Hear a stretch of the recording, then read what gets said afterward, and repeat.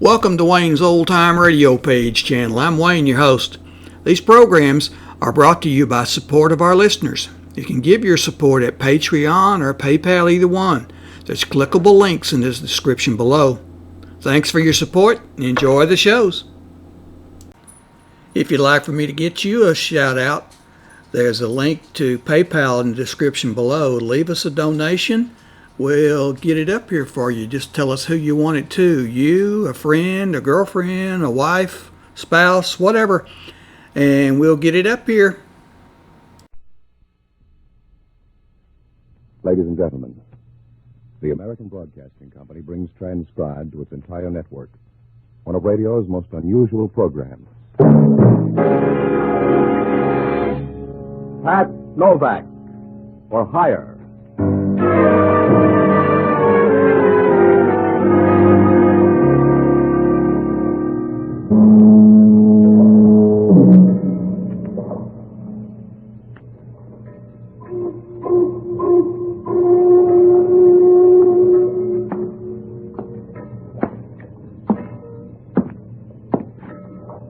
Sure, I'm Pat Novak, for hire.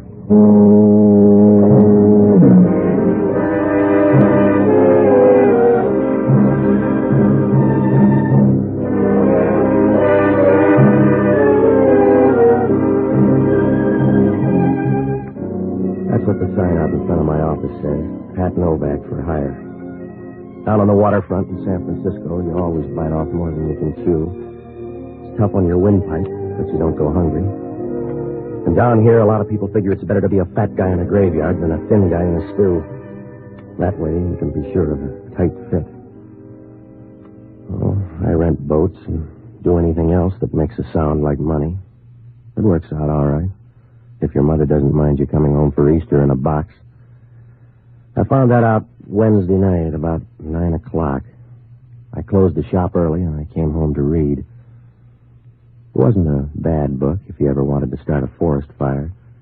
It was one of those historical things, and the girl in it wandered around like a meat grinder in ribbons. I was moving along all right. She was just getting her second wind before going after the world's record when the door to my apartment opened and the place began to get kind of crowded. From where I sat, the crowd looked good. She sauntered in, moving slowly from side to side like 118 pounds of warm smoke. Her voice was all right, too. It reminded you of a furnace full of marshmallows. Good evening. Yeah, thanks for knocking. I don't think you mind my coming in without warning. No, I get the cabbage smell from next door the same way. Does it pay to be that polite, Mr. Novak? Saves you the trouble of saying please. What's on your mind? That bottle in front of you. Will you pour me a drink? No, I won't. You'll save dough if you look up a bartender. All right. I came to use you instead of your whiskey anyway. Let's hear. My name is Lee Underwood. I'll give you $300 to do something for me. It'll only take an hour. That's too much dough unless it's murder, and if it is murder, it's not enough dough. Are you afraid? I just don't like paid murder. I told you. When you get caught, the pain gets expensive. If it were murder, I'd do it myself. Mr. Novak, I want you to frighten someone for me. Why don't you hire a friend? Are they too pretty? It's a man named Dixie Gillian. You'll find him in an office down on Folsom Street at this address. I promise nothing will happen to you. That's what they told Benedict Arnold. You'll be in this office until 11 tonight. I want you to go in and see him. Tell him you're from Adrian, and that he's to get out of town by tomorrow noon. Suppose he wants to put it off. He won't. Don't let him know who hired you. Just tell him Adrian said to leave. Look, lady, you better go on home. For $300, I won't buy a tissue paper plot. Now tell me more or say goodbye. There's not much more I can tell you, except there won't be any trouble. He's a rotten little beast, and I want him frightened badly. Why? He's been bothering my sister. Why doesn't he bother you? Because I bother back too fast. You want the $300, Mr. Novak? Yeah, it's going to be a long summer. Put it on the table. Good. And you'll need this, too. No, you keep that. I don't want a gun. It's empty, don't worry. See?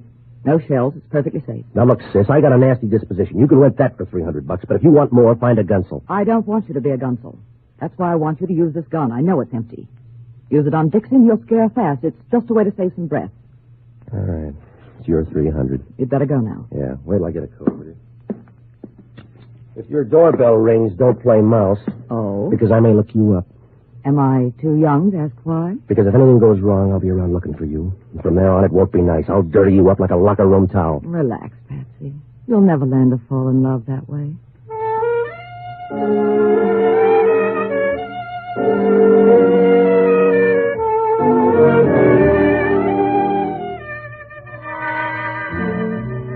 handed me the gun and walked out of my apartment.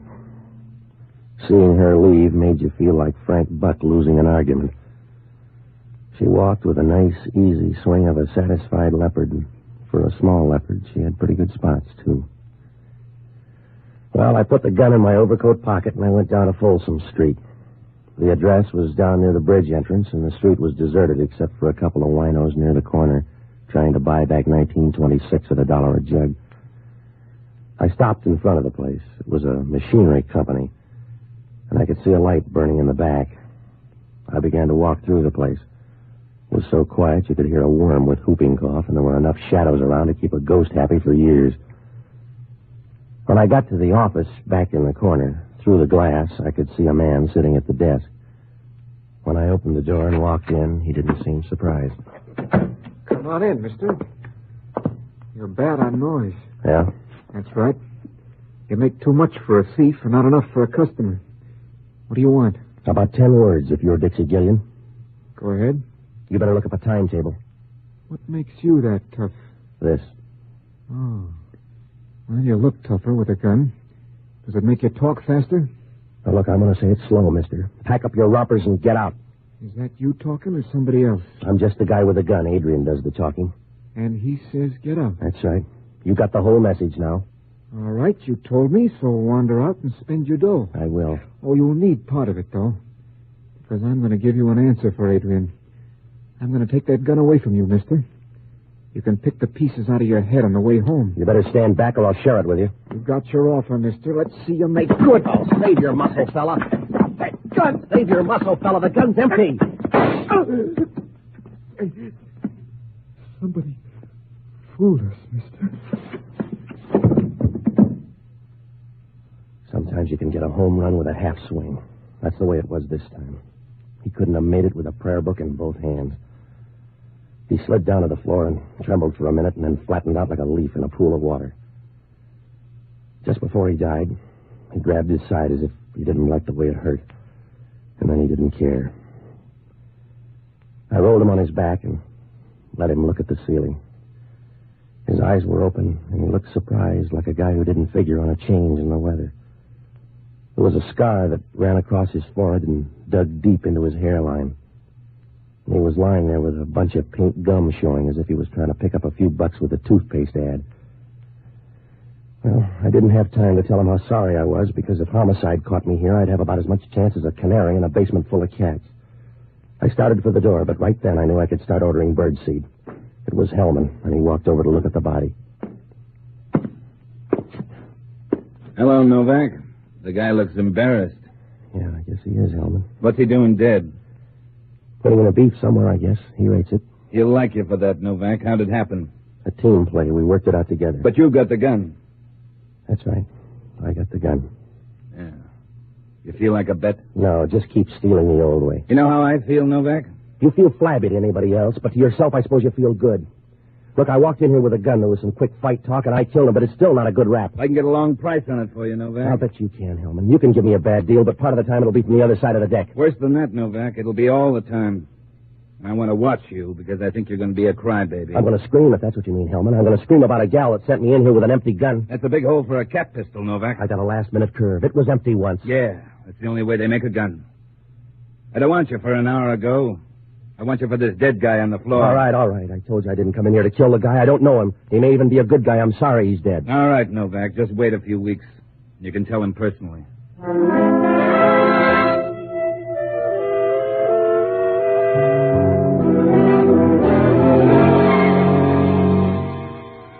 Hellman had me up against the rail, and he knew it. When we left there, he was wearing a big, toothy smile. It was big enough to sew on his ears. He called the coroner and told him to pick up the stiff, and then we rode downtown. He dropped the gun into ballistics and hauled me into his office. The reporters were there. He gave them the whole story and told them how to spell Hellman. After that, we wound up at the desk, and he booked me on suspicion of murder. The next hour and a half was the kind of stuff they don't write about in the paper. They call it interrogation. And when you're finished, you've been through a lot of tight spots, like an atom up at Caltech. About 11 o'clock, Hellman brought me into his office, and from there on, it happened kind of fast. I just talked to the DA. He's going to streamline things for you. Well, he's going to look funny going to trial on a guy you can't identify. You'll find out all about the dead guy. You can't count his fingers without making a mistake. If you want to know who he is, talk to that girl. Her name's Lee Underwood. We've been through all that, Novak. Now, suppose you tell me who Dixie Gillian is. I don't know, Hellman. The girl said his name was Dixie Gillian. I won't press you. I don't have to, Novak. I've got the only parlay I need. You, the dead guy, and a big fat murder gun. Sure. Yeah, Hellman talking. Yeah, I know it was a 38. They're crazy down in ballistics. I saw him standing over the dead guy. They must have made a mistake, that's all. No, I don't want him in here. I don't want him in here. Hey, Tony. Tony, You're getting pale. You need some more rouge, Hellman. I got some bad news, Inspector. Well, keep it or you'll take more home to your wife. I'll talk to you later. Talk to him now, Hellman. If that bullet doesn't match the gun, talk to him now. That's right, Inspector. A 38 bullet, but it won't match the gun you brought in. It's got a match. I came in and found him standing there. He's already admitted it. It's a neat trick, then. If he fired the bullet out of that gun, he retooled it in midair. I'm not that fast, Hellman. Come on, get out of that chair so you'll have room to squirm. You keep still, Novak. I won't bother you. I'm going home.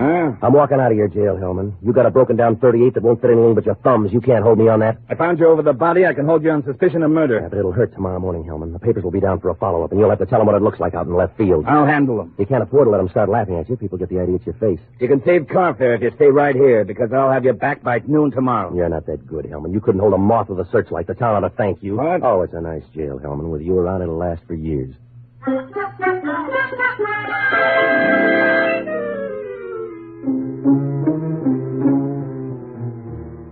I walked out of headquarters, I had a nice mess to juggle. It was like trying to walk the baby on a floor full of marbles. If things didn't add up for Hellman, they weren't going to do any better for me. I knew that gun I had went off. If it did, what happened to the bullet, and where did the other one come from? And why weren't there two shots? Well, I couldn't put my finger on a thing, and nothing added up. It was like trying to follow a grain of rice in a Shanghai suburb. So I looked up Lee Underwood's address, and I went by her apartment. The girl downstairs told me that she worked at a nightclub out on the Bay Shore Highway. Well, I had to hit a couple of places, so I looked up the only honest guy I know, an ex-doctor and a boozer by the name of Jocko Madigan. A good man until he began to figure the last drink in the bottle is just as easy to get at as the first. I found him in a little leather-trimmed sink on Powell Street. It was a grimy little hole where they washed the glasses once a week in stale beer. But Jocko was more at home than a vulture in Calcutta. Ah, Patsy, you're just in time to celebrate my return to health. Something mild for Mr. Novak. A double stinger, perhaps. No, forget it, Jocko. I got to talk to you. Patsy, I've just passed through a crisis. A few minutes ago, they set before me a glass with a woman's lipstick all around the rim. All right, Jocko. I took one gulp and looked at the glass, and in this dim light, I thought I was bleeding to death. It took them 10 minutes and 3 mirrors to calm me down. Jocko, I'm in trouble. You got to help me. But they washed the glass for me in ammonia. They must have left a little ammonia in the glass because the next drink had a very odd tang about it. I've had 3 more just like it, a sort of ammonia Collins. All right. So far, they've been using domestic ammonia. When the imported stuff comes in, I may give up whiskey altogether. Calm down, will you, Jocko? I got a bum shake tonight. Yes? I either killed a guy or thought I did. That uses up the alternatives. What are you doing now, taking a vote? I got hired to scare a guy down on Folsom Street. 10 minutes later, the guy was dead. Patsy, you take your work too seriously. Couldn't you have just scared him into a lingering illness instead of killing him? One of the props was an empty gun. Only when the fight came, it grew bullets. Hellman walked in right after on a telephone tip. What are you doing out of the gas chamber? The whole thing backfired down at headquarters. The bullet and the phony gun wouldn't match. Oh, it doesn't add up, Jocko. That call to Hellman's a tip-off. I was framed, but why wasn't I framed all the way? Who is the dead man? Oh, just a guy with a falling blood count. His name was supposed to be Dixie Gillian, but there's no identification and no record on him. You shouldn't have hired out as a gunslinger. I told you I didn't hire out as a gunslinger. It was somebody else's idea. You have no conscience, Patsy. It's just a sort of soap opera rule of thumb you put into practice now and then, but no real conscience. You'd let a dying woman lie in the middle of the highway unless her head was resting on a pile of savings bonds. All right, Jocko, I'll try with you later. I need help now. What sort of help? I want you to break into a girl's apartment. Yes? Don't worry, she won't be home. Is that supposed to be an incentive? It's at this address here, up on O'Farrell. Her name is Lee Underwood. She's the one who hired me. If the girl's not there, what am I supposed to find? Anything that'll connect her with the dead man. He's a big guy with a scar. That doesn't help much. You can't miss. Go through the desk and drawers. Pick up everything you can, will you? And leave a message at my place. As soon as I've finished this drink. Oh, hurry up, will you, Jocko? Leave the glass alone and get going. Don't rush me. Hurry up, will you? The glass is empty anyway. Yes, that's what you thought about that gun, but the fellow got an awful jolt out of it. Good night, lover.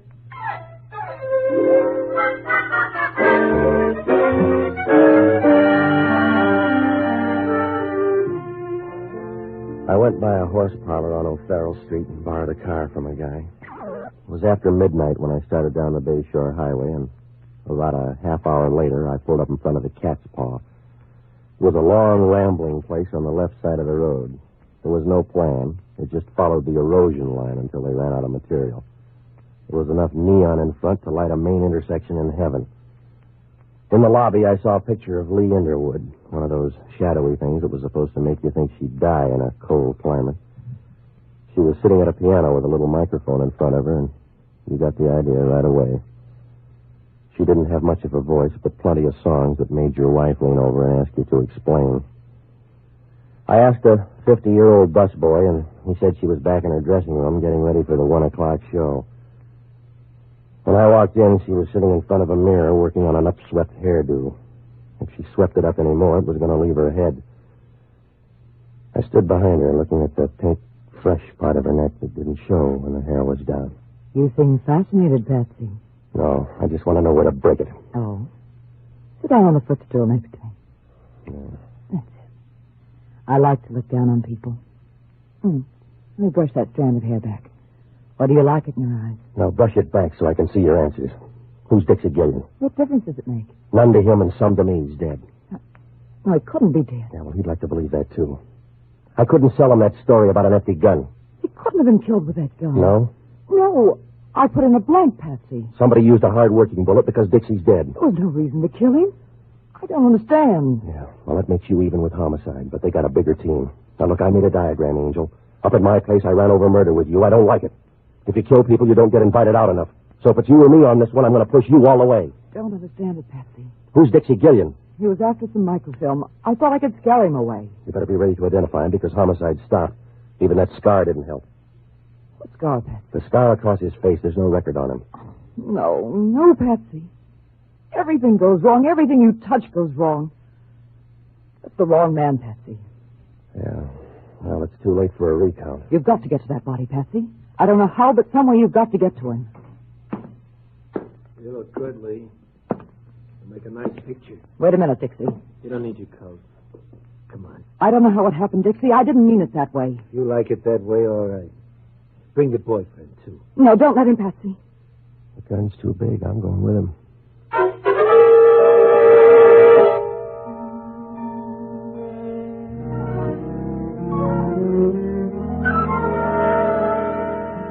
It was a short trip. He led us out of the dressing room and down a thin hall to the back door.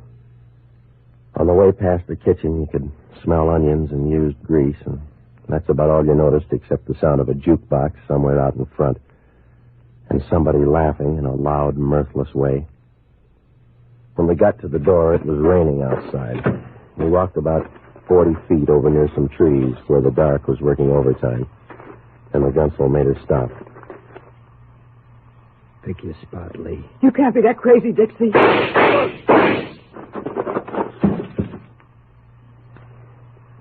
She's going to get wet, mister. You'll have a little trouble yourself.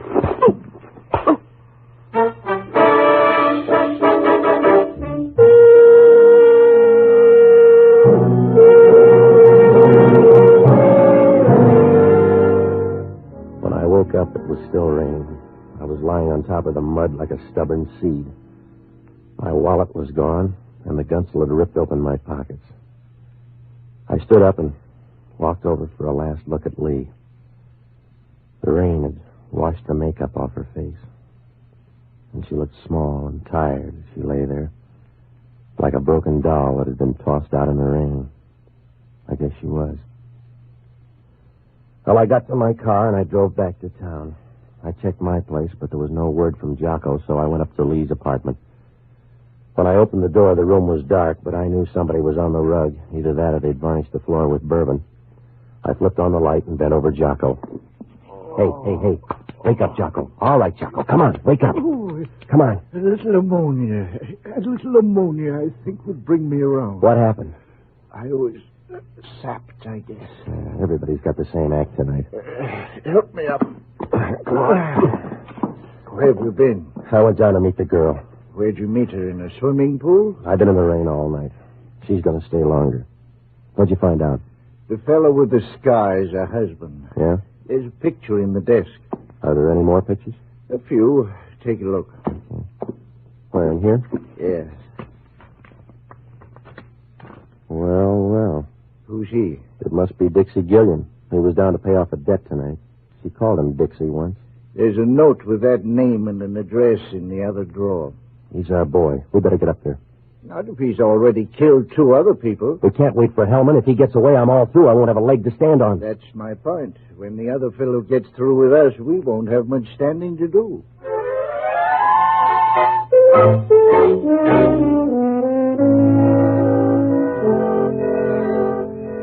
I felt better now. Gillian was the only guy left in the picture, so I dragged Jocko up to his place. It was an apartment up on Post Street. The elevator operator took us up to the 8th floor and said that Gillian had come in a few minutes before. There was no answer, so we tried the door, and it was open. Jocko didn't like the idea.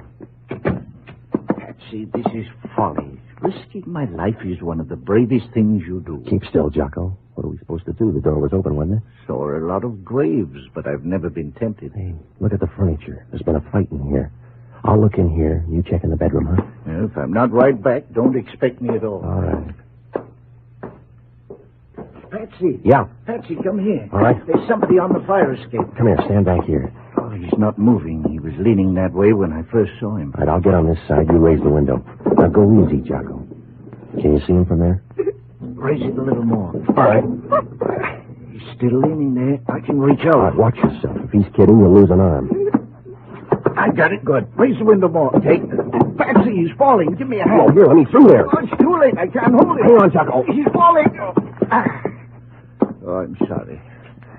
Well, he was probably dead anyway. If he wasn't, that was a step in the right direction.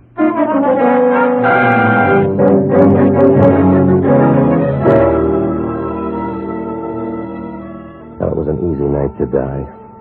3 of them had checked out already, and there was still time to look for more. Jocko and I went downstairs to see the guy. He was lying face down in the alley, and as you looked at him, you got the funny feeling he belonged there. He didn't disturb the scene. He just fitted in like a dirty, wet newspaper under a grandstand. There was a gun in his pocket, probably the same one that killed the girl, but there was no way of knowing. Jocko and I watched him for a minute, but your eyes begin to hurt when you see your only warm lead in a deep freeze. It was past 2 when I got down to headquarters and looked up Hellman. I briefed him on the girl and the guy in the alley, and then I asked him if any microfilm had turned up on the first guy in the morgue. That was a waste of time. Hellman couldn't find a brass ring in a dead man's nose, but we went over to the morgue for another look. So far, it was working out like a crossword puzzle torn in half. It's your time, Novak. I got more after tomorrow. You haven't. The microfilm must be on the guy. 3 people have been killed for it, and I got roughed up just for laughs. We searched the guy once. Here it is. All right. Help me roll it out. Yeah. Well. He sure got thin under that sheet, didn't he? Wait a minute. Oh, you run a good morgue, Hellman. What'll the paper say when they hear the stiff got up and walked out? They got him in the wrong place or something. He didn't walk out. Well, he's gone, Hellman. You got an answer? He's been moved, I tell you. The guy was dead, and I saw him put in here.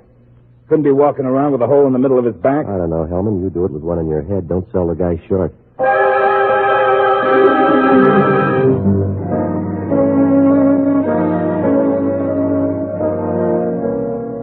When Hellman found out the body was gone, he stood there and stared at the empty slab. And then he started looking around in a nervous way, like a man trying to find a sugar bowl at a restaurant counter. A few minutes later, he turned and walked out of the morgue, and we were halfway downtown when it happened. It must have hit us at the same time, sharp and quick, like a piece of candy in a bad tooth. The guy back in the alley had come off that slab in the morgue. We got out to Dixie's place and we began to check. There was a phone operator downstairs, and she said that Dixie had put through a call about 2 hours ago. Hellman checked the number, and it was the ticket office of a railroad. We got downtown and ran through the timetable. There was a train leaving the Oakland Mole in about 40 minutes. Well, it was an outside chance, but tonight that was the only kind for sale. We got down in time to slide on the last ferry over to the Mole. It was still dark out when the ferry pulled away from the slip and started across the bay. But over toward the Berkeley Hills, it was beginning to get light. The sky was the color of a bruise spot on a man's arm. We'll get up to the pilot house and tell him not to dock until we've gone through all the passengers. He doesn't have to be on this one. We'll check the train when we get there. Wait a minute. You don't have to check. There's your boy. Where? Up there on the rail, see? Now, you better go easy, Hellman. He's not a scale model. Yeah. Just walk quietly until we're behind him. All right. Turn around, mister. You'll get a better view. Hello, Novak. How was the wind and the rain in your hair? Meet Inspector Hellman. You better turn in your ticket. I hope you brought your muscle. Grab him, Hellman. That's what I'm trying to do. All right, copper. Watch it. I'm being pushed over on the rail. I'm worried, Hellman. Watch it, Novak. I'm going over. Oh! That's one down, mister. Now for you. I landed on the deck and watched him disappear into the dark. Halfway down, the guy turned in. I got up and followed him down the ladder and along the main deck. He ducked into one of the engine spaces, and I started in to look for him. It didn't take long because he turned out to be real helpful. You got the idea yet, Novak? I'll come closer. Tell me then. Do it yourself. But I'll knock you down hard when you show. Watch that platform. You're backing into trouble. Stay back there, Novak. Watch out for that platform, will you? You're backing into the engine.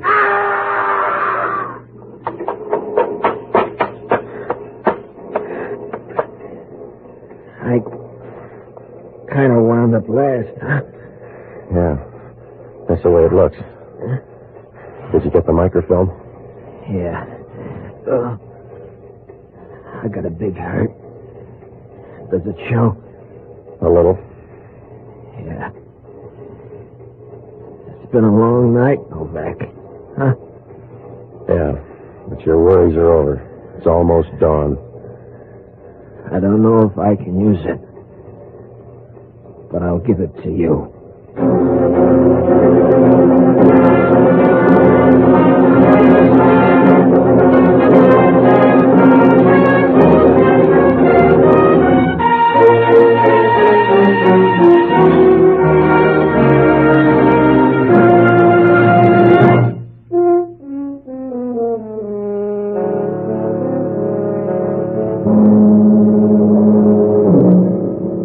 Fished Hellman out of an oil slick a few minutes later. It was the first time his hair ever looked good. Dixie Gillian lasted long enough to piece a story together for homicide. Lee Underwood knew her husband was carrying microfilm, and she was worried, so she hired me to scare off Gillian. Well, it might have worked, too, but the first slip came when Lee's husband went by to make a deal with Dixie without telling her. When I jumped him, Dixie was outside and figured it was a double cross, so he killed him with a silencer when that phony gun that Lee gave me went off. Dixie knew that the microfilm was still on the dead man. The only way he could be sure was to get the body out of the morgue. He took it up to his apartment, and when he got the film, he planted the gun and put the body on the fire escape. It was a little safer that way. There was a 50-50 chance the police would miss it the first time around, and he'd have a fair lead. Well, almost worked out for him, except for that phone call. The microfilm was in a capsule next to the roof of the guy's mouth. So old it was new again. Well, Hellman asked only one question. In that fight, did I have anything to do with pushing him against the rail? I told him sometimes those ferry boats roll as much as 45 degrees.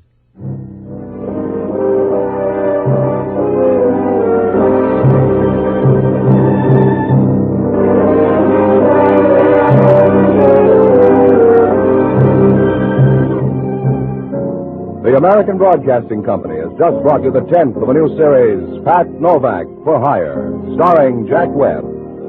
Pat Novak is produced and directed by William B. Rousseau. Jocko Madigan is played by Tudor Owen. Inspector Hellman is played by Raymond Burr.